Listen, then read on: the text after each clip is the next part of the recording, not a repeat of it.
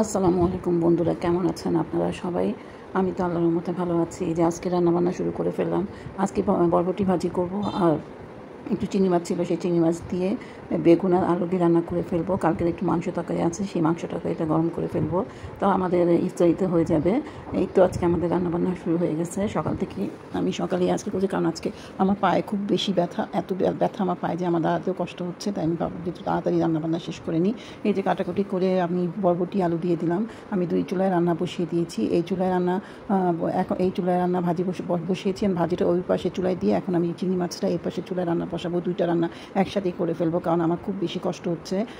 পায়ে অনেক ব্যথা, হঠাৎ করে পায়ে কিসের জন্য ব্যথা বুঝতে পারলাম না। যাই হোক, আমি ভাজির মধ্যে হলুদ মরিচ দিলাম, পেঁয়াজ লাল করে, তারপরে গিয়ে পানি দিয়ে দিলাম। পানি দিয়ে এখন ভাজিটা ওই পাশে চুলা বসিয়ে আমি এখন চিংড়ি মাছের তরকারিটা রান্না করে ফেলবো। আপনারা কেমন আছেন সবাই? এই তো দেখতে দেখতে কতগুলো রোজা চলে গেল। আজকে তো 23 তারিখ, আমার মনে হয় 24টা রোজা যাচ্ছে।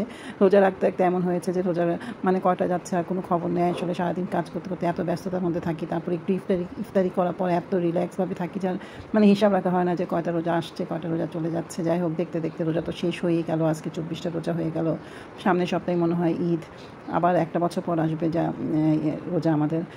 তো আমি পেঁয়াজটা ভেজে তারপরে দিয়ে দিলাম চিংড়ি মাছটা দিয়ে, তারপরে বেগুন মশলা দিয়ে দিলাম, হলুদ মরিচ জিরা। আমি আদা রসুন দিলাম মাছের মধ্যে। এই ছোটো মাছের মধ্যে আদা রসুন দিয়ে এত প্যারা করি না, যে মানে নর্মালভাবে রান্না করে ফেলি। এখন আমি এটা ভালো মতো কষিয়ে তারপরে আমি দিয়ে দেবো সবজিটা দিয়ে দেবো, বেগুন আর আলুটা দিয়ে আমি একটু কষায় তারপর পানি দিয়ে দেবো। হয়ে যাবে আমার রান্নাটা। যখন গলে যাবে তখন রান্নাটা হয়ে যাবে।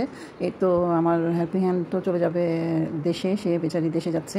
দেশে যাওয়াতে সে বলে গেল যে আন্টি আমি 1 সপ্তাহ সে আসবে না, 1 সপ্তাহ বলি 15 দিন সে আসবে না। তো 15 দিন তো আমাকে নিজেই করতে হবে। ইভেন সেই ঈদের দিন থেকেই আসবে না, ঈদের আগের দিনও মনে হয় নাও আসতে পারে, ঠিক নেই। তো এখন তো আমাকে আগে থেকে কাজ গুছিয়ে রাখতে হবে। তাই আজকে আমি কালকে রাত থেকেই আমি এই রসুনটা ছিলে রেখেছিলাম, তারপরে আদাটা সকালে উঠে ছিলেছি, এখন ব্লেন্ড করে ফেলবো।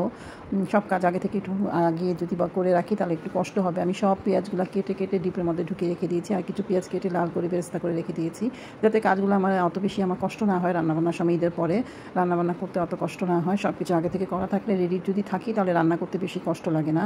আর যদি রেডি করা না থাকে তাহলে অনেক বেশি প্রবলেম হয়। যাই হোক, আজকে আবার মুরগিও অনেক নিয়ে এসেছে, সেই মুরগিগুলো ঠিকঠাক করে রাখতে হয়েছে।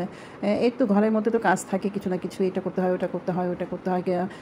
মানে কোনো অনুষ্ঠান হলে বা কোনো কিছু হলে কাজ তো অনেক করতে হয়, এই আর কি।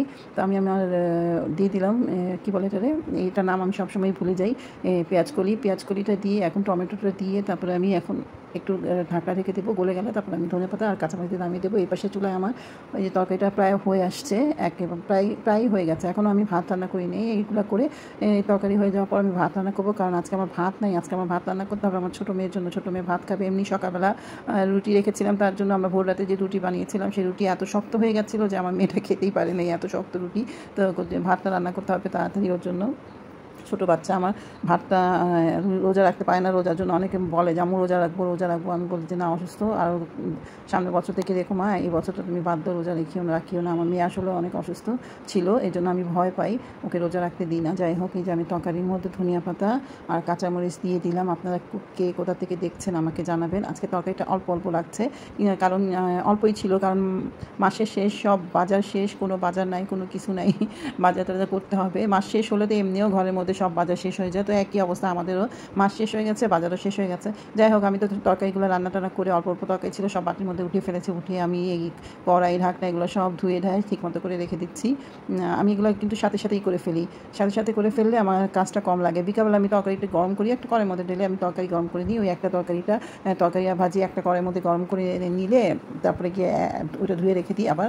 তো এই যে ঝামেলা কম লাগে। যদি এগুলো আমি জমায় রাখি তাহলে আমার অনেক বেশি ঝামেলা লাগে। এই জন্য আমি যা রান্না করি একদম সাথে সব কিছু ধুয়ে পরিষ্কার করে রেখে দিই, যাতে আমার টেনশন না থাকে যে রান্নাঘরে ঢুকে আরও কাজ করতে হবে। এই তো আজকের মতো আমার এই হলো সব কিছু, রান্নাবান্না, বাসন ধোয়া, তারপর আরও তো অনেক কাজ। আমি তাড়াতাড়ি কাজটাগুলো শেষ করছি। আরও যে কাজ আছে, বাজার করতে যাবে, বাজার আনবে। তো আপনারা সবাই ব্যস্ত, আপুরা বুঝতেই পারছি, সবাই ব্যস্ত, সবাই মার্কেটিং নিয়েও ব্যস্ত, ঘরে কাজ নিয়ে, রোজা রাখা নিয়ে, ইফতারি নিয়ে সবাই ব্যস্ত, কেউ আসলে বসে নাই, যে যার মতো ব্যস্ত। সবাই ভালো থাকবেন।